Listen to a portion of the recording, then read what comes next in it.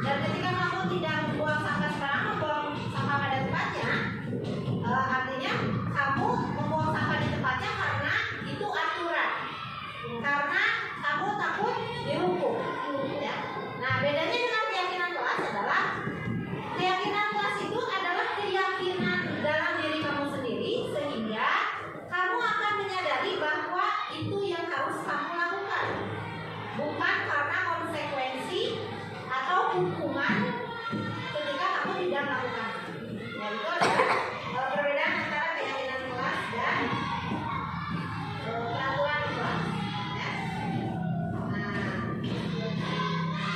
hari ini kita akan mencoba membuat sebuah keyakinan kelas kelas 6, agar kamu tahu nilai-nilai kebajikan apa yang akan kita pilih bersama. Ya. Jadi sekarang sebelumnya Ibu mau bertanya, kita akan menulis kamu ingin terlihat bagaimana di kelas, ya. Kamu ingin terlihat bagaimana di kelas. Contoh, saya ingin jadi siswa yang baik, saya ingin jadi siswa yang rajin, saya ingin jadi siswa yang ramah, saya ingin jadi siswa yang sopan, saya ingin jadi siswa yang pintar. Nah, kalian tuliskan apa keinginan kalian atau apa nilai yang ingin kalian tanamkan di dalam diri kalian. Kalian tuliskan, jangan lihat teman. Jadi kamu tuliskan saja sendiri apa yang ingin kamu hidupkan atau yang ingin kamu tanamkan dalam diri kamu. Ngerti? Oke, kita tulis dulu. Siapa pulpennya? Saya ingin jadi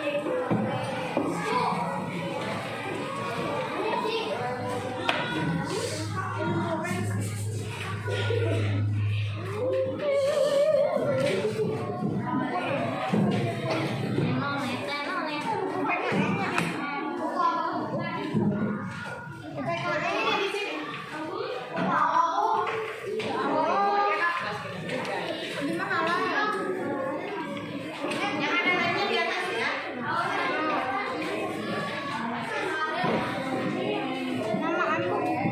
Gak usah.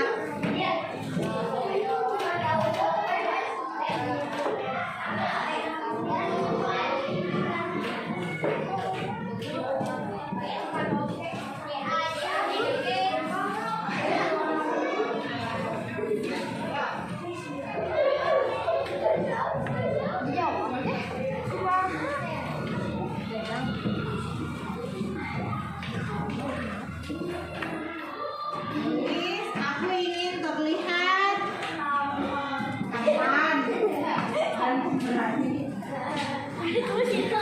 Apa dan pemberani? Sok, tulis.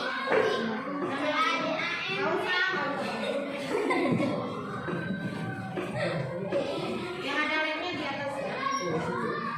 Aku ingin jadi penjahat.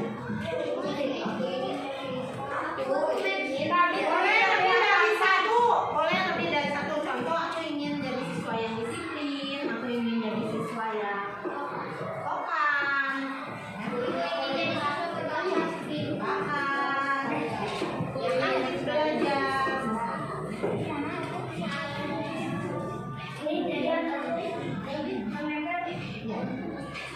Namanya dia.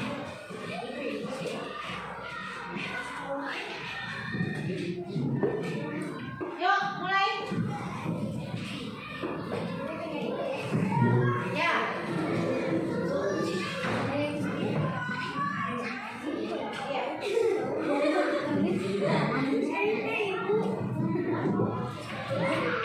Yuk, 1 menit. Iya. Aku ingin terlihat tampan.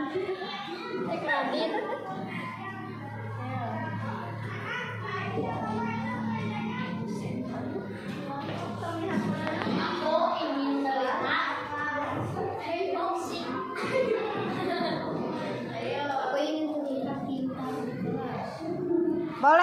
lebih dari satu.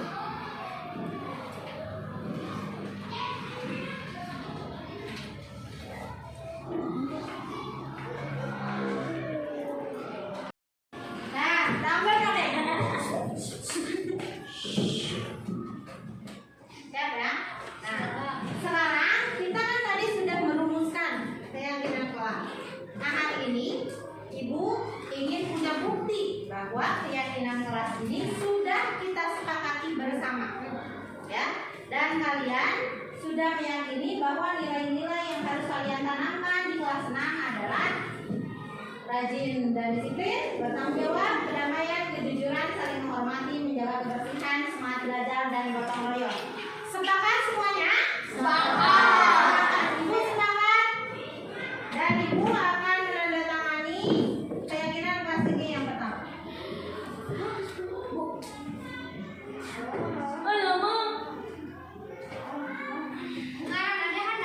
Iya. Kalian silahkan isi di sini di mana saja yang mau. Siapa dulu? Abi.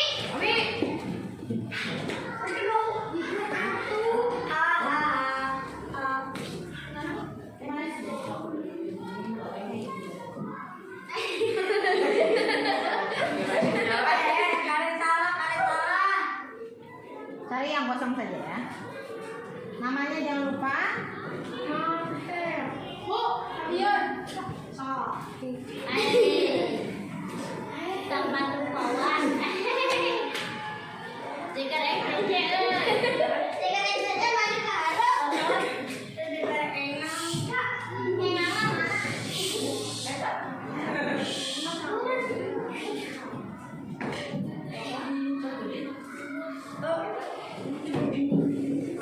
Yang lain?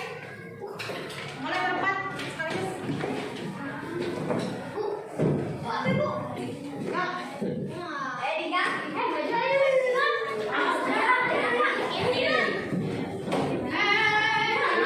Cari tempat yang kosong. Namanya. Dekat ibu masih kosong, dekat ibu jangan.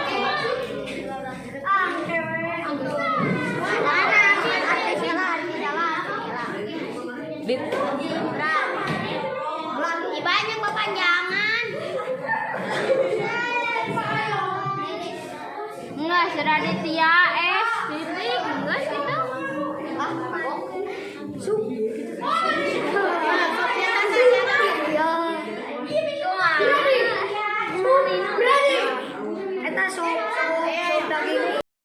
Sudah kita sepakati, kita tanda tangani, kita siap untuk menanamkan nilai-nilai kebajikan yang sudah kita sepakati dalam keyakinan kelas ya.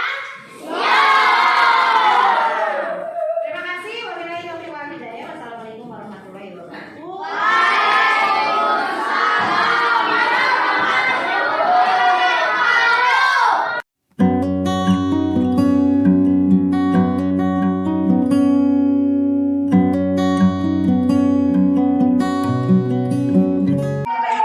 Jadi, kenapa saya mensosialisasikan ini ke Bapak Ibu agar kita selaras nanti di rumah.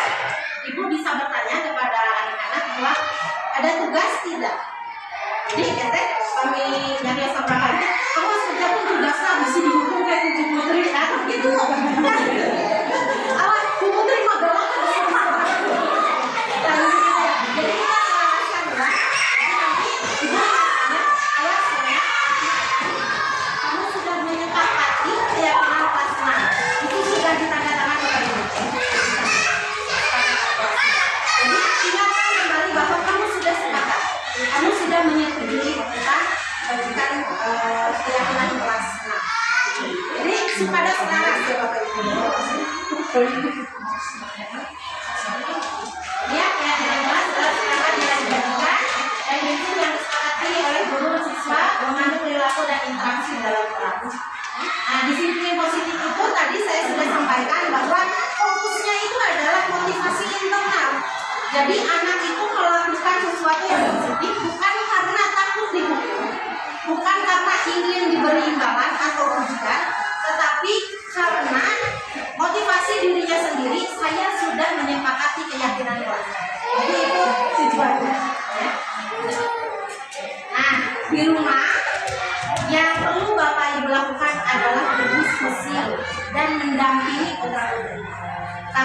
pendidikan ini tidak akan pernah berhasil tanpa ada kerjasama antara orang tua dan guru. Jadi kita selaraskan dulu visi, kita samakan dulu tujuannya, kita samakan caranya agar anak tidak bingung. Karena modal untuk merubah karakter anak di rumah adalah komunikasi.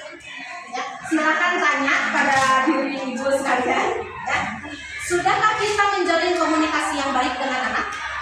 Berapa lama kita meluangkan waktu untuk berbincang dengan anak setiap hari? Itu yang paling penting. Berapa lama ibu scroll TikTok? Ya, apakah scroll TikTok lebih lama daripada kita berbincang dengan anak? Mana yang lebih penting? Ya, jadi saya mengingatkan kembali, jangan sampai kita terlena bahwa anak sudah di sekolah, anak sudah dididik di sekolah, tapi kita abai di rumah. Sedangkan madrasah sebenarnya untuk anak adalah rumah. Guru terbaik untuk anak adalah orang tua. Saya ingatkan. Itu yang betul. Kemudian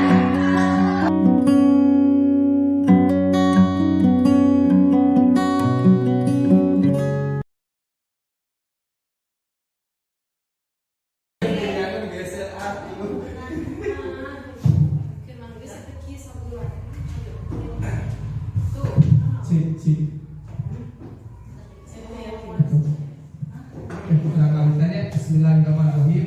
Assalamualaikum warahmatullahi wabarakatuh. Pertama-tama marilah kita panjatkan puji serta syukur kehadirat Allah Subhanahu wa taala bahwasanya kita masih bisa berkumpul di sini dalam melaksanakan kegiatan Kombel, di mana dalam Kombel ini kita akan membahas tentang penanaman budaya positif di sekolah. Sholawat serta salam tidak lupa kita curah limpahkan kepada junjungan Nabi besar, Nabi kita Nabi Muhammad Sallallahu Alaihi Wasallam. Sebelum kita melaksanakan kegiatan Kombel, ada beberapa kegiatan yang akan kita laksanakan hari ini.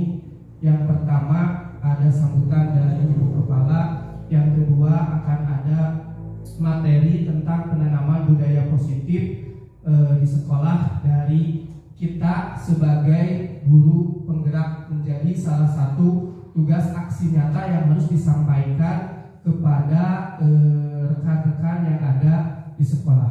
Untuk menyingkat waktu, marilah sama-sama untuk memulai acara kita baca basmalah bersama-sama. Untuk menginjak acara yang berikutnya, marilah kita perdengarkan dari Ibu Kepala sambutan pembukaan tentang Kombel dan penanaman budaya positif di sekolah. Untuk waktu dan tempat dipersilahkan.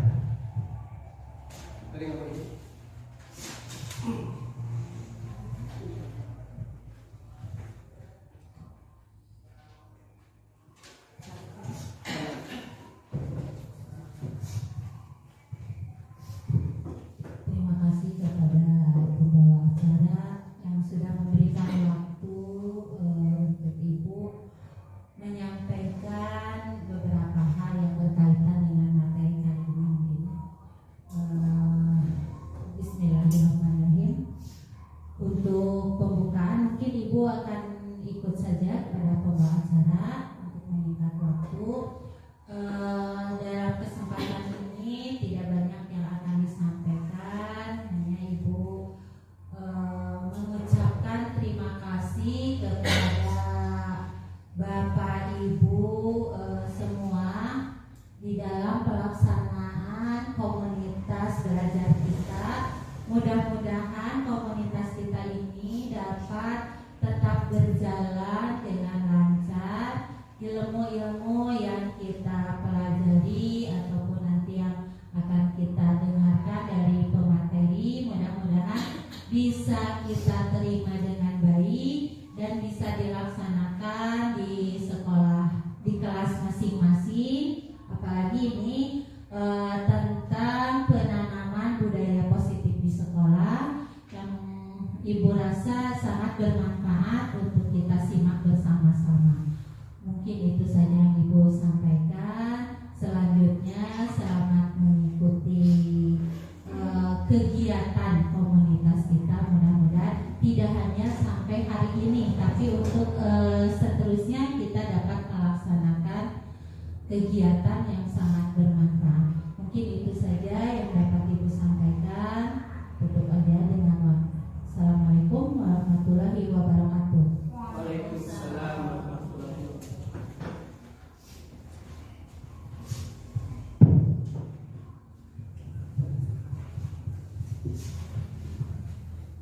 Ya, terima kasih kepada Ibu Kepala yang sudah membuka kegiatan komunitas Pasti Belajar ini. Mudah-mudahan apa yang kita laksanakan hari ini bisa bermanfaat dan bisa memajukan SDN 3 Pasir Halang. Untuk acara selanjutnya kita langsung ke materi yang akan disampaikan oleh saya sendiri ya. Dalam penanaman budaya positif ini yang akan menyampaikan materi ini kita ada 3 orang. Yang pertama saya sendiri ya, Inan Supardi. Yang keduanya yaitu ibunya.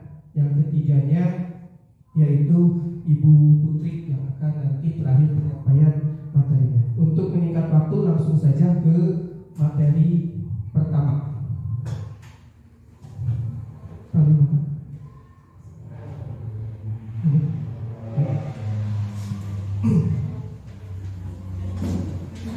Enggak.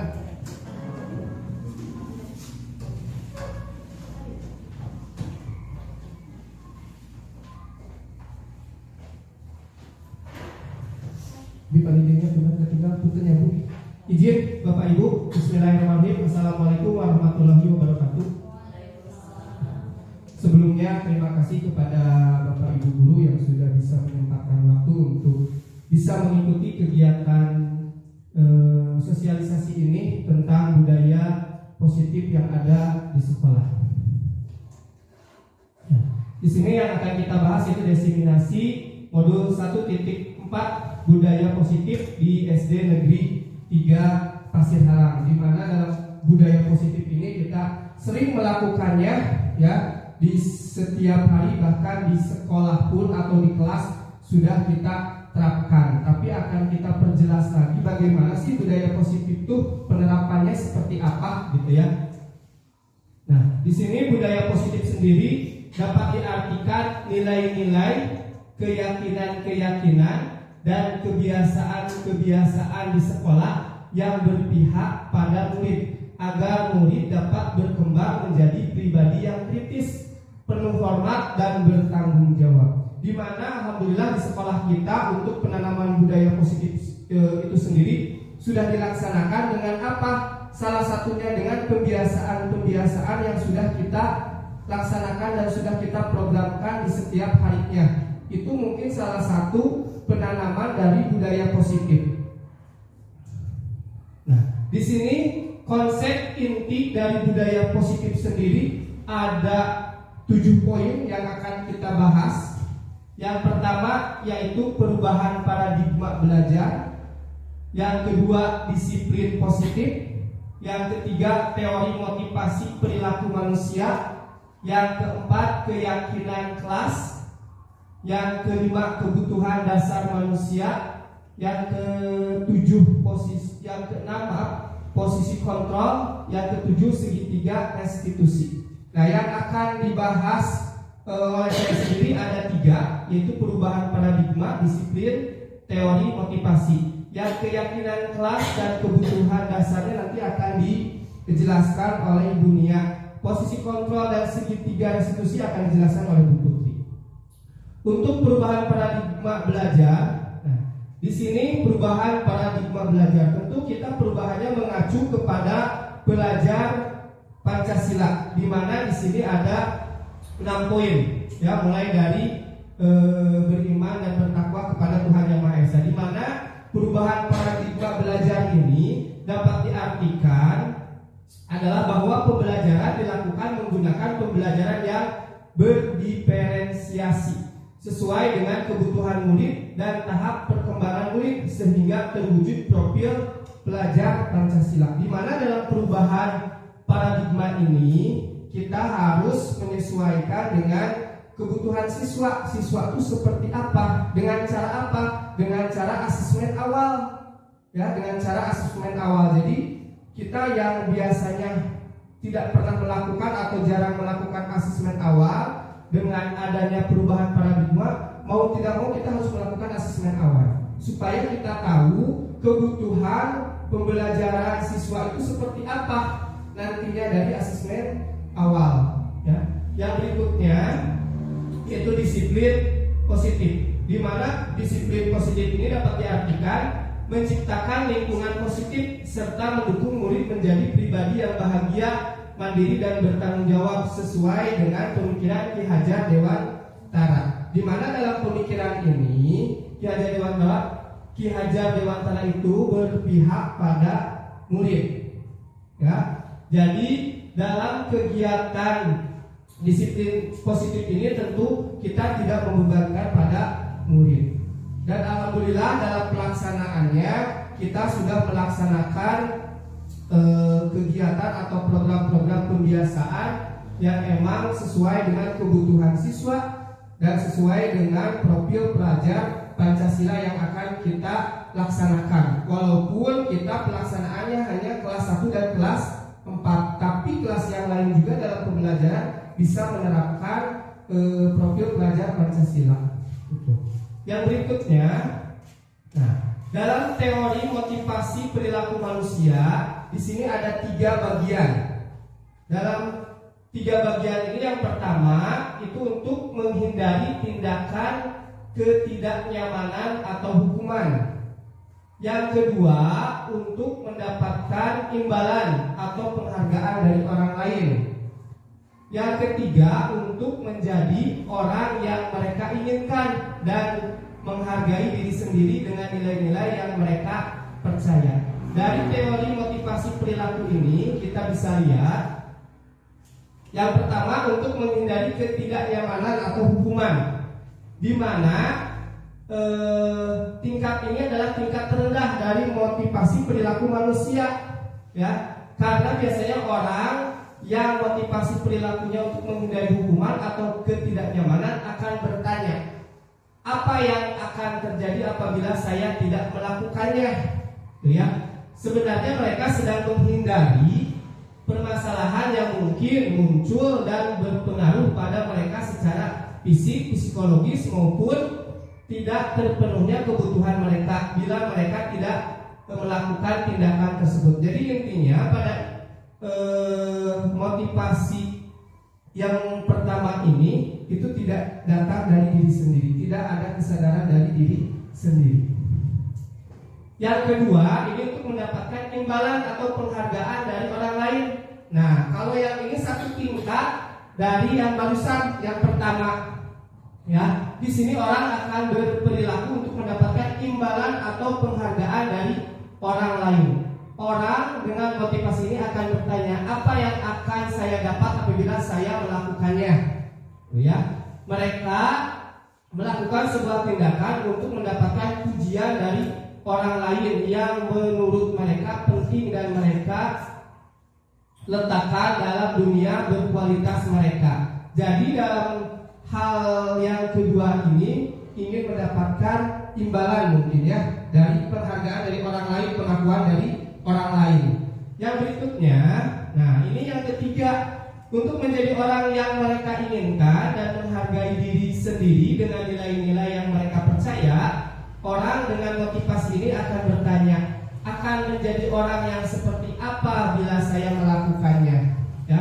Mereka melakukan sesuatu karena nilai-nilai yang mereka yakini, ya, dan hargai, dan mereka melakukan karena mereka ingin menjadi orang yang melakukan nilai-nilai yang mereka yakini tersebut. Ini adalah motivasi yang akan membuat seseorang memiliki disiplin positif karena motivasi perilakunya bersifat internal. Nah, yang terakhir ini motivasinya adalah dari diri sendiri, keinginan dari diri sendiri, bukan dari pengakuan dari orang lain, tapi dari dalam diri sendiri, gitu, ya. Nah, itu pembahasan dari 3 poin tentang budaya positif. Untuk materi selanjutnya yaitu tentang keyakinan kelas akan dilanjutkan oleh Ibu Nia. Maka waktu dan tempatnya dunia.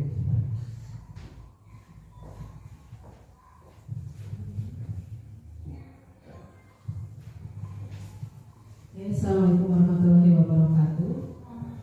Saya Hernawati akan melanjutkan pembahasan mengenai keyakinan kelas. Yang sebelumnya kita hanya tahu bahwa di kelas itu ada peraturan-peraturan yang harus dilaksanakan oleh murid. Dan ternyata peraturan ini biasanya tidak timbul dari dalam diri siswa itu sendiri, melainkan karena tadi ya, karena adanya ketakutan, karena takut hukuman atau ingin dapat penghargaan. Tapi dengan keyakinan kelas diharapkan siswa itu melaksanakan peraturan dari keinginan dirinya sendiri, bukan dari orang lain. Nah, kita tahu bahwa mengapa keyakinan kelas bukan peraturan kelas tadi disebutkannya. Nah, mengapa kita memiliki peraturan menggunakan helm saat berkendara roda 2 atau motor? Nah, biasanya kalau timbulnya dari pihak luar gitu ya, kita menggunakan helm karena takut ditilang, siapku polisi. Nah, kalau kita sadar diri, keyakinan di kelas kita, ya, keyakinan kita bahwa dengan menggunakan helm kita itu menjaga keselamatan diri sendiri, bukan karena takut ditilang polisi gitu ya. Ada dekat ini, udah nggak usah pakai helm, padahal dekat pun belum tentu kita selamat kalau tidak memakai helm begitu ya Bapak Ibu. Nah, selanjutnya, keyakinan kelas juga ya, ini contoh di kegiatan kehidupan sehari-hari kita. Mengapa kita harus melakukan kegiatan mencuci tangan saat setelah melakukan kegiatan? Ya, biasanya kita mencuci tangan hanya setelah makan. Kalau makan pakai tangan, nggak pakai sendok. Tapi ternyata kita itu harus mencuci tangan setelah melakukan kegiatan, karena kita tidak tahu apa yang sudah kita pegang gitu ya, berinteraksi dengan siapa, tangan kita terkena kuman. Nah, biasanya kalau faktor dari luar, kita melakukan mencuci tangan itu pengen dicuci aja gitu ya, bukan karena kesehatan diri sendiri. Tapi alhamdulillah ya, kalau sekarang itu kelihatan anak-anak setelah makan, setelah berkegiatan mencuci tangan karena sadar dirinya sendiri itu bahwa dengan mencuci tangan setelah melakukan kegiatan mereka akan sehat, terhindar dari kuman. Apalagi tahun-tahun ke belakang kita tahu ada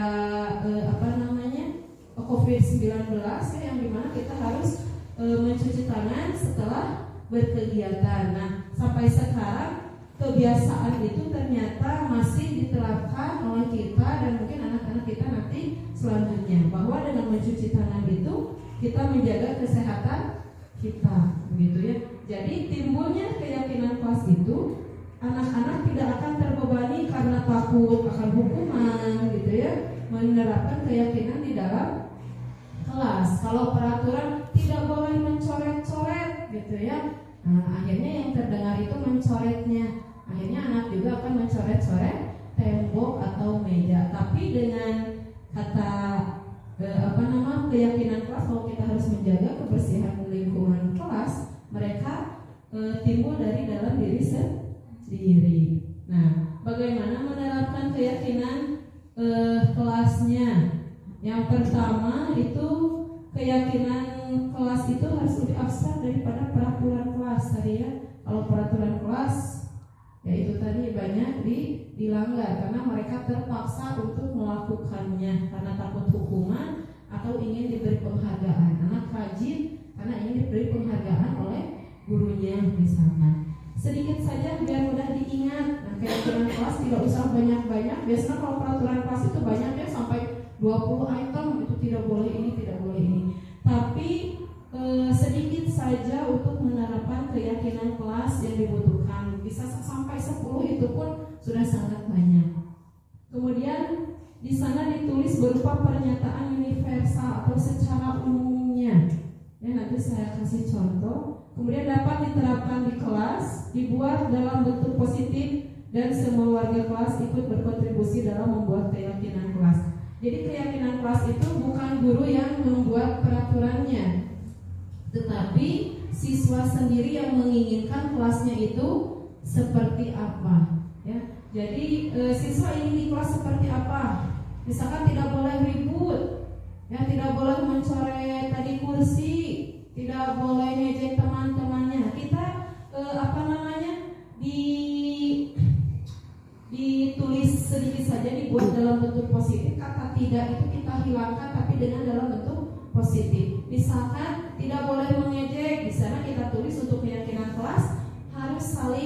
menyayangi dan menghormati teman gitu ya. Jadi anak-anak ingatnya menyayangi teman. Akhirnya akan timbul dalam diri sendiri bahwa dia tidak akan mengejek temannya. Kemudian tidak boleh mencoret-coret bangku, jagalah kebersihan kelas. Jadi anak-anak ingatnya menjaga kebersihan kelas. Jadi tidak akan ada tuh yang mencoret-coret, karena yang diingat harus menjaga kebersihan kelas. Tidak boleh ribut. Nah, anak-anak bisa langsung ribut, nggak boleh ribut, nanti akan ribut. Tapi ketika kita bilang diam saat guru menjelaskan, nah, anak-anak akan diam. Yang teringatnya itu diam, guru menjelaskan, diam, guru menjelaskan. Jadi yang diingat oleh anak itu biasanya di kata terakhir. Makanya untuk membuat keyakinan kelas, gunakan kalimat atau bentuk yang positif. Kemudian libatkan anak. Jangan kita membuat peraturan sendiri. Anak pengennya seperti apa, kita ikuti. Karena belum tentu apa yang kita inginkan itu yang diinginkan oleh anak. Selanjutnya, nah ini sesuai dengan kebutuhan dasar manusia. Ya, biasanya siswa kita itu berbuat atau kita pun berbuat apapun itu karena untuk memenuhi kebutuhan dasar kita sebagai manusia. Yang pertama itu kebutuhan dasar sebagai manusia ada untuk bertahan hidup atau survival.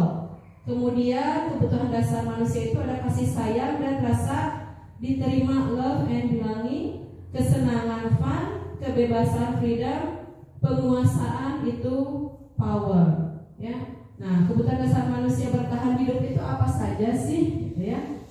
Nah, kebutuhan dasar manusia untuk bertahan hidup itu kita membutuhkan makanan, minuman, kesehatan, dan rumah untuk bisa bertahan hidup. Intinya ini kebutuhan yang primer, ya, primer yang kita butuhkan supaya kita bisa hidup.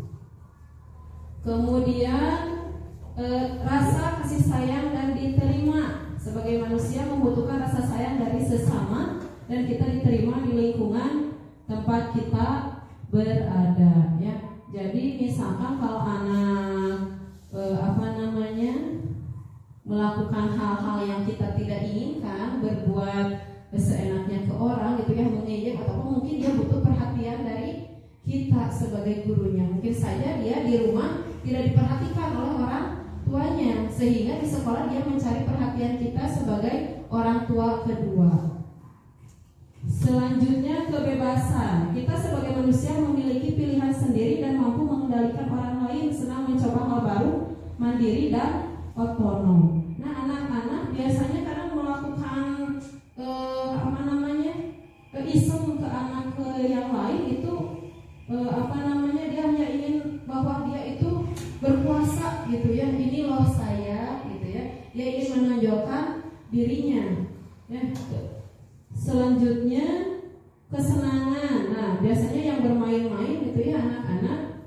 Manusia itu mempunyai keinginan untuk menyenangkan diri sendiri, bermain dan tertawa. Ada anak yang iseng ke orang itu karena dia ingin senang-senang saja, maaf bu, hanya bercanda gitu ya. Nah, dia ingin menyenangkan diri sendiri. Akhirnya dia iseng sama teman. Makanya ketika anak melakukan kesalahan, kita harus tanya dulu kenapa dia melakukan hal itu. Apakah karena hanya ingin kesenangan saja atau butuh kasih sayang atau apa? Yang terakhir, penguasaan. Kekuatan mencapai suatu menjadi kompeten, terampil dan diakui atas prestasi dan keterampilan kita, didengarkan dan merasa dihargai. Nah, biasanya anak-anak itu ketika kita tidak memberikan reward, setidaknya bukan reward berupa uang atau apa, kita mengatakan bagus saja ke anak, dia itu sudah merasa lebih dihargai, diakui prestasinya. Anak mengerjakan tugas dengan betul semua, kita hargai, oh bagus, good job gitu ya. Kemudian ada anak yang hanya bisa 2 menjawab soal, kita bilang bagus juga, tapi nanti tingkatkan. Jangan sampai kita membuat siswa kita itu merasa down gitu ya. Jadi minder sendiri karena dia itu ingin diakui atas prestasi yang dia punya apapun itu, sedikit besarnya prestasi yang dia capai harus kita beri reward gitu ya, berupa pujian begitu. Oke, itu saja untuk kebutuhan dasar manusia. Untuk selanjutnya akan disampaikan, materi selanjutnya disampaikan oleh Ibu Putri mengenai 5 posisi kontrol dan segitiga restitusi. Kepada Ibu Putri saya persilakan.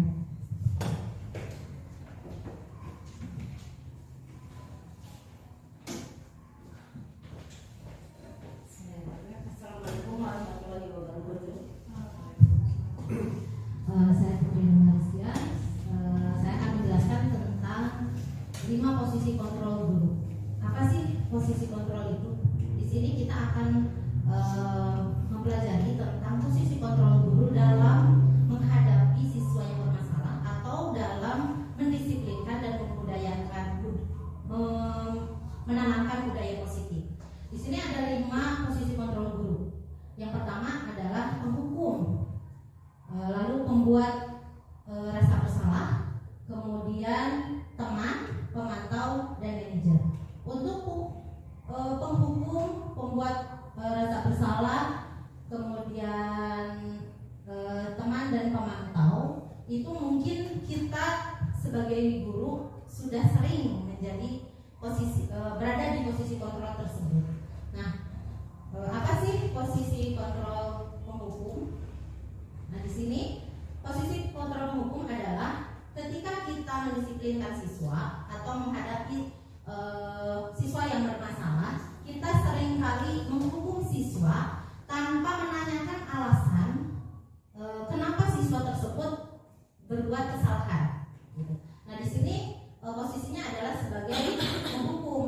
Nah, ketika posisi sebagai penghukum, dampak negatifnya adalah siswa merasa malu ketika kita menghukum siswa di depan teman-temannya, atau bisa siswa juga merasa dendam kepada guru, tidak suka kepada guru. Yang kedua adalah pembuat rasa bersalah.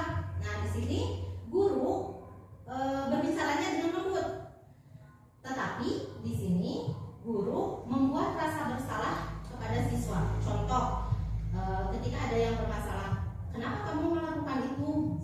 Atau ibu kecewa kamu melakukan itu. Atau lagi kamu gak kasihan sama ibu. Ibu sudah menjelaskan panjang lebar, tapi kamu tidak memperhatikan. Saya yakin di sini kita pernah berada di posisi kontrol membuat rasa bersalah. Karena kadang kita merasa kita meminimalisir hukuman dengan cara membuat siswa merasa bersalah. Ternyata posisi kontrol pembuat rasa bersalah itu bukan yang terbaik. Kenapa? Karena ini akan membuat siswa merasa rendah diri. Dia akan merasa rendah diri dan merasa kalau dia itu orang yang bersalah. Nah, kemudian yang ketiga yaitu posisi kontrol sebagai teman.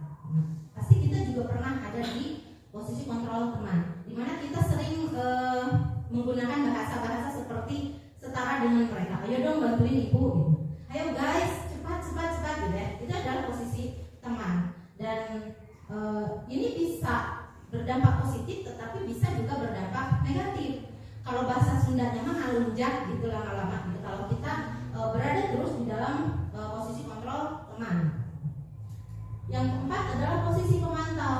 Nah, di posisi pemantau ini guru biasanya memberikan aturan dan konsekuensi gitu. Jadi kalau terlambat maka kamu 1 jam tidak bisa mengikuti pelajaran. Kalau kamu tidak mengerjakan tugas maka nilai kamu 0. Itu adalah konsekuensi. Nah, ternyata itu pun bukan langkah yang terbaik. Dan yang kelima adalah posisi kontrol sebagai manajer, di mana kita mempersilahkan murid untuk bertanggung jawab atas apa yang mereka lakukan dan mendukung murid untuk menemukan solusi dari permasalahan atau kesalahan yang dia perbuat. Nah, kita berada di posisi mana? Apakah kita berada di posisi penghukum, pembuat rasa bersalah, teman, pemantau, atau manajer? Saya yakin seluruh guru Indonesia pasti pernah berada di kelima posisi kontrol meminimalisir dan mendorong diri kita untuk berada di posisi control manager. Kenapa? Agar kita bisa mendorong siswa untuk menyadari kesalahannya dan menemukan solusi atas kesalahan yang dia perbuat. Nah, untuk berada di posisi manajer itu bisa dilakukan dengan segitiga restitusi. Apa itu segitiga restitusi? Dalam menghadapi atau menanamkan budaya positif atau menghadapi siswa yang bermasalah, kita bisa menggunakan langkah-langkah segitiga restitusi. Yang pertama adalah menstabilkan identitas dulu. Kemudian yang kedua, validasi tindakan atau validasi kebutuhan. Dan yang ketiga adalah menanyakan keyakinan. Yang pertama adalah ketika ada murid yang bermasalah, langkah pertama yang bisa kita lakukan adalah menstabilkan identitas. Itu yang harus kita lakukan pertama. Jadi di dalam menstabilkan identitas, kita bertanya terlebih dahulu. Misalkan nih, saya contoh, baru-baru kemarin ada siswa yang tidak mengerjakan tugas selama 3 kali berturut-turut. Kita panggil dulu. Lalu kita tanya, kan biasanya kita kenapa nggak ngerjain tugas? Coba ke depan yang nggak ngerjain tugas, kan biasanya seperti itu. Nah, dalam posisi manajer tidak seperti itu. Kita panggil satu orang, tidak dengan teman-temannya, gitu ya. Kemudian kita tanya, tahu tidak kenapa kamu dipanggil ke sini? Gitu ya. Kemudian tanya, apa kira-kira kesalahan kamu? Dia menjawab, nggak ngerjain tugas. Oh, oke, nggak ngerjain tugas. Lalu kita harus bertanya, apa alasan dia tidak mengerjakan tugas? Tentu kamu punya alasan dong, kenapa nggak ngerjain tugas selama 3 kali ini, gitu ya. Jadi ada alasannya nggak? Ada, katanya. Jadi dia bercerita dulu. Nah, setelah bercerita, kenapa coba nggak ngerjain tugas? Udah ngajaga adik, misalnya gitu ya. Nah, di sini dia sudah beralasan, dia sudah mengungkapkan alasannya, dan kita tidak boleh menolak. Ya, oke, ya, kamu tidak mengerjakan tugas karena menjaga adik kamu. Di sini kita masuk ke langkah berikutnya, yaitu validasi tindakan atau validasi kebutuhan. Kita harus menanamkan bahwa setiap orang itu pernah melakukan kesalahan. Jadi anak tidak merasa rendah diri ketika mereka melakukan kesalahan. Oke, menjaga adik itu baik loh, gitu ya. Itu perbuatan yang baik. Kamu membantu ibu kamu menjaga anak kamu. Lalu kita tanyakan, apakah ada cara lain untuk memenuhi kebutuhan kamu? Nah, kita tanya lagi, tapi ada nggak caranya biar kamu bisa jaga adik, tapi tugas kamu juga dikerjakan? Bisa nggak? Bisa. Gimana caranya? Ya nanti kalau mama jagain adik, aku ngerjain tugas. Artinya dia sudah menyadari kesalahan dia, dan dia sendiri yang akan mencari solusi atas kesalahan yang dia perbuat.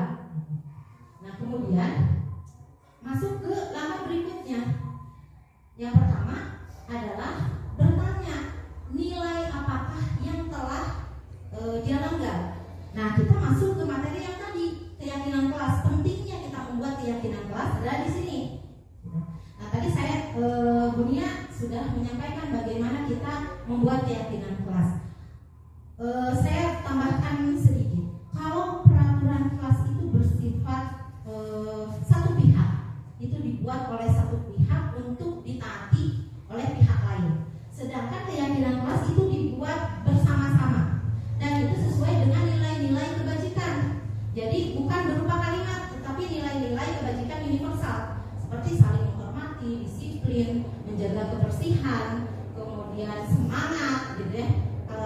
Nanti ada tabelnya untuk nilai-nilai kebajikan. Nah, di kelas 6 itu kesepakatan kelas, keyakinan kelasnya adalah saling menghormati, bertanggung jawab, disiplin, menjaga kebersihan, semangat belajar.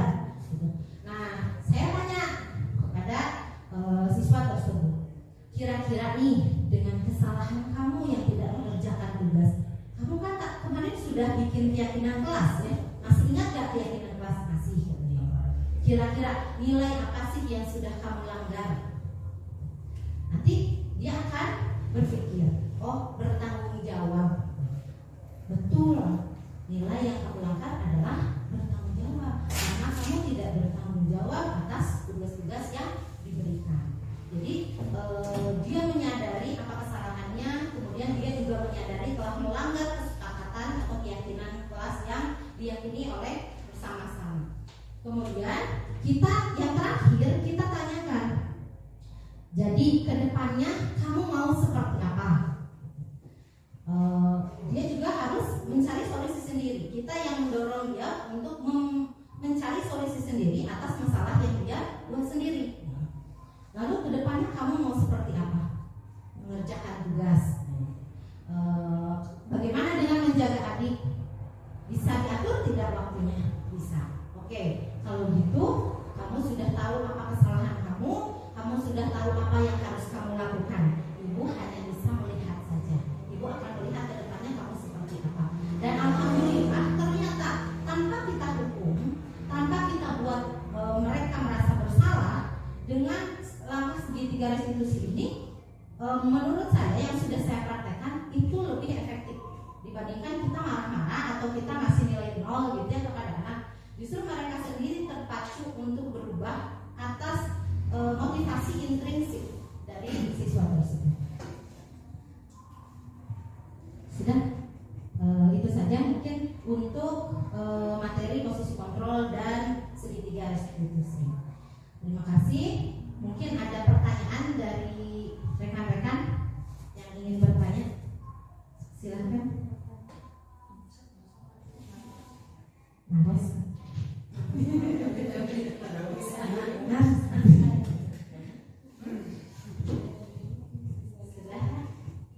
Sudah cukup jelas? Alhamdulillah. Mudah-mudahan sedikit materi bisa memberikan pencerahan bagi kita, memberikan sedikit ilmu untuk kita semua agar kita bisa menjadi guru yang lebih baik lagi. Assalamualaikum warahmatullahi wabarakatuh. Waalaikumsalam.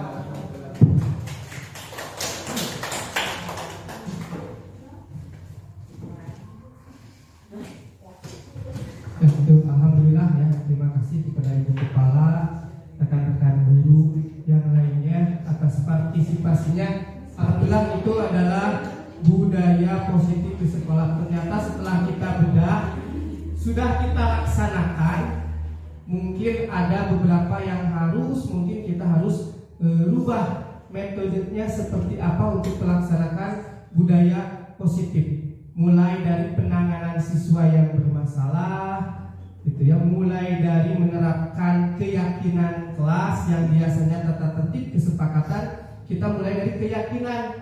Ternyata inti dari budaya positif itu adalah kesadaran diri kita untuk menanamkan budaya positif seperti apa, tanpa kita tegur, tanpa kita hukum pun mereka sudah sadar sendiri apa kesalahan mereka yang sudah mereka laksanakan. Dan alhamdulillah untuk menanamkan budaya positif ini yang tadi saya sampaikan, kita sudah melaksanakan kegiatan atau program-program pembiasaan yang mengacu kepada profil pelajar Pancasila. Bahkan Bapak Ibu guru yang hebat ini pun di dalam kelasnya sudah tertera berbagai template atau poster, mulai dari tata tertib, keyakinan kelas. Nah, yang luar biasa itu salah satu tujuannya kan untuk mendisiplinkan siswa. Mungkin itu yang bisa kami sampaikan. Mungkin sebelum saya tutup, apakah ada pertanyaan atau ada pesan dan kesan dari Ibu Kepala? Mangga Ibu.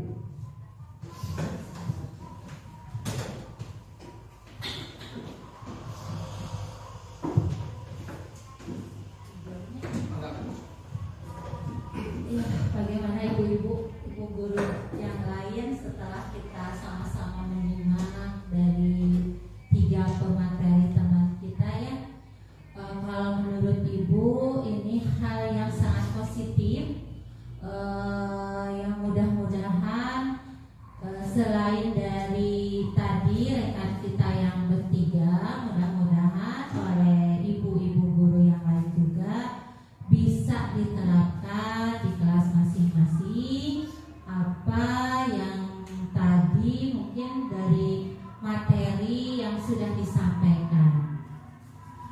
Memang betul tentang penanaman budaya positif itu sangat diperlukan sebagai langkah awal ya untuk menanamkan karakter yang kita harapkan dari hasil pendidikan yang selama ini kita kerjakan ya, khususnya untuk anak-anak didik di kelas masing-masing. Mudah-mudahan apa yang tadi kita simak, yang mungkin ada beberapa bagian yang belum kita laksanakan atau tidak kepikiran sebelumnya, mungkin mudah-mudahan di kemudian hari dapat kita laksanakan di kelas. Kalaupun yang sudah, Ibu ucapkan terima kasih dan terus lakukan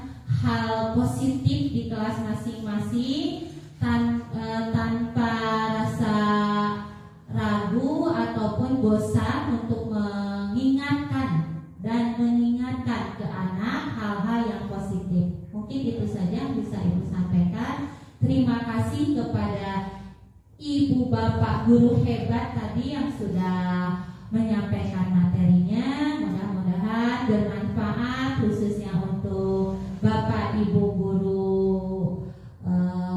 penggerak yang sudah melaksanakan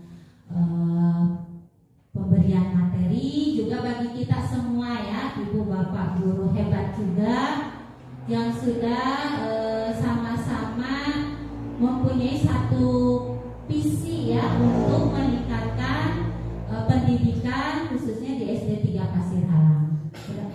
Mungkin itu saja yang bisa disampaikan. Terima kasih untuk semuanya. Mudah-mudahan kita dapat bergerak dan menggerakkan semua. Mungkin itu saja yang Ibu sampaikan. Terima kasih.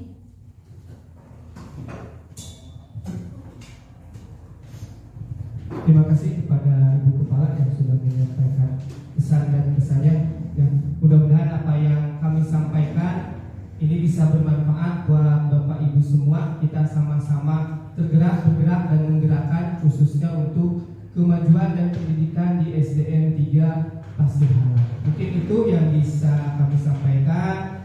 Saya ucapkan banyak terima kasih kepada Ibu Kepala dan Bapak Ibu semuanya. Kita tutup dengan membaca hamdalah bersama-sama. Alhamdulillah. Terima kasih. Sekian. Wassalamualaikum warahmatullahi wabarakatuh. Atau ada satu lagi syuting cerai Bu.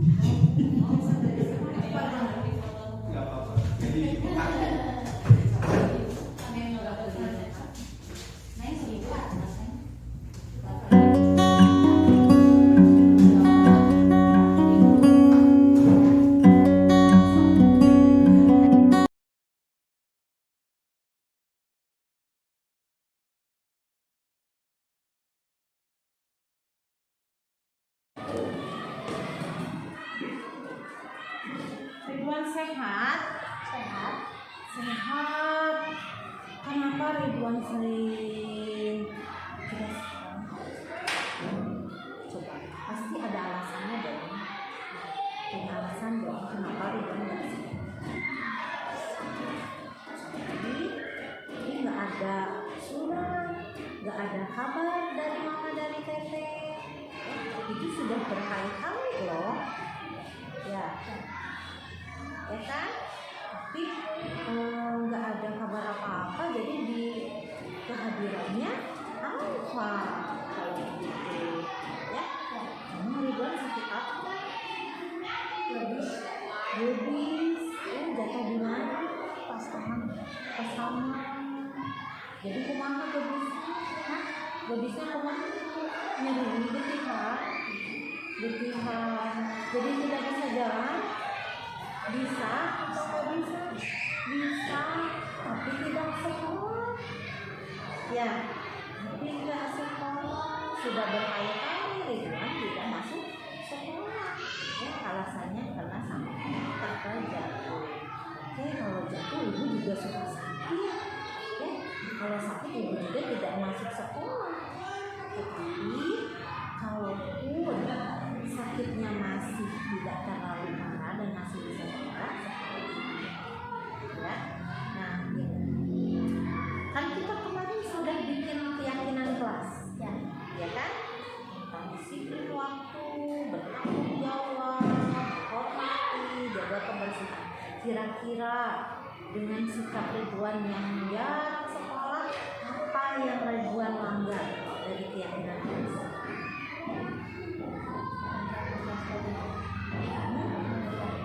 Keyakinannya apa yang dilanggar? Apakah disiplinnya atau tanggung jawabnya atau menjaga kebersihannya? Menghormati guru, apalagi disiplin karena Ridwan tidak hadir pada hari pembelajaran. Ya. Nah, Ridwan sudah tahu bahwa Ridwan sudah melanggar salah satu dari keyakinan kelas, ya. Ridwan mau memperbaiki itu tidak? Nah, gimana caranya? Melakukan tugas lebih baik, terus tentang kehadirannya sekolah setiap hari, tidak banyak absen, ya. Kalau sakit cuma sakit biasa, masih saja, ya. Nah, sekarang Ridwan sudah tahu apa yang kesalahan dari diri Ridwan. Ridwan sudah tahu keyakinan kelas apa yang sudah Ridwan langgar. Ridwan juga sekarang sudah tahu bagaimana memperbaikinya. Nah, sekarang tugas Ridwan adalah memperbaiki diri Ridwan agar kedepannya Ridwan bisa ya, bisa siap.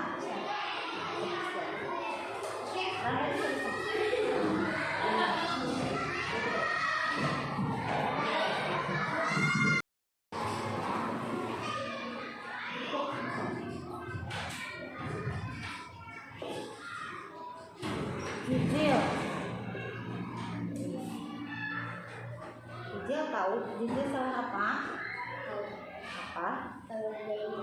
Gak ngerjain tugas. Kenapa Jijil gak ngerjain tugas? Pasti punya alasan, ya.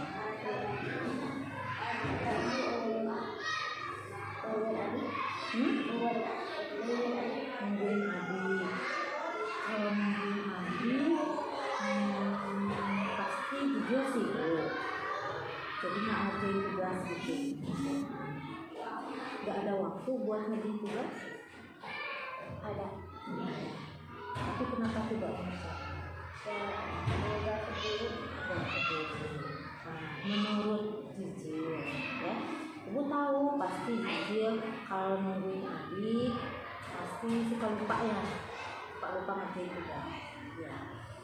Nah, sekarang kita kan kemarin sudah punya keyakinan kelas, ya, punya kesepakatan kelas, tanggung jawab, disiplin, menjaga kebersihan, saling menghormati.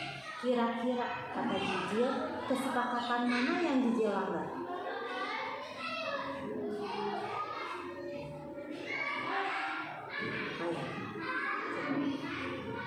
Apakah bertanggung jawab atau disiplin atau menjaga kebersihan?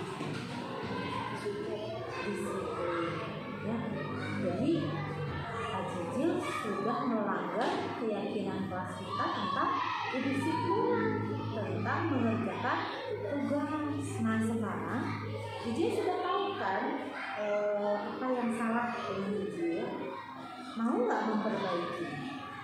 Mau. Gimana cara? Apa yang akan Jijil lakukan untuk menembus kesalahan Jijil saat ini, memperbaikinya? Gimana? Mengerjakan tugas ketika ada tugas, ya. Tapi kalau nanti nungguin adik lagi, gimana caranya?